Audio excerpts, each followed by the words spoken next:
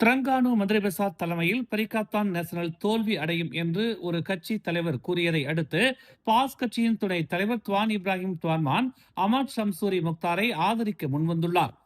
Pass கட்சி 37 நாடாளுமன்ற இடங்களை இழக்கும் அபாயத்தில் உள்ளது என்ற கருத்தை நிராகரித்த துவான் இப்ராஹிம், சுங்கைபுலோ பாஸ் கட்சியின் தலைவர் ஜகாருடீன் முகமதுவின் அறிக்கை அவரது தனிப்பட்ட கருத்து என்றும் அது கட்சியின் நிலைப்பாட்டை பிரதிநிதித்துவப்படுத்தவில்லை என்றும் கூறினார்.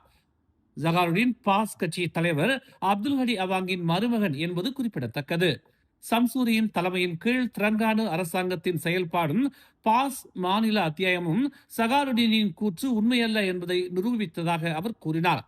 திரங்கானுவின் நாடாளுமன்ற மற்றும் மாநில தொகுதிகளில் பாஸ் கட்சி அமோக வெற்றி பெற்றதையும் பகாங் எதிர்க்கட்சி தலைவருமான துவான் இப்ராஹிம் மேற்கோள் காட்டினார்.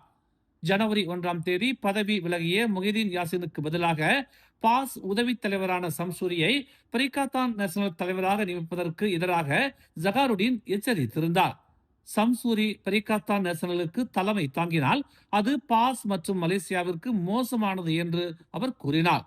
அதற்கு பதிலாக துவான் இப்ராஹிம் பரிகாத்தான் நேஷனல் தலைவர் பதவியை ஏற்க வேண்டும் என்றும் கூட்டணியின் 16வது பொதுத் தேர்தல் பிரச்சாரத்திற்கான பிரதமர் வேட்பாளராக நியமிக்கப்பட வேண்டும் என்றும் அவர் பரிந்துரைத்தார். மேலும் செய்திகளை தெரிந்து கொள்ள தமிழ் மலர் இணையதளம், தமிழ் மலர் செயலி மற்றும் மலர் டிவி யூடியூப் சேனலை வலம் வாருங்கள்.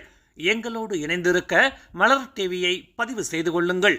உறவுகள் மகிழ்ந்திட விருப்பம் மற்றும் பகிர்வு சேவையை சொடுக்கிடுங்கள்.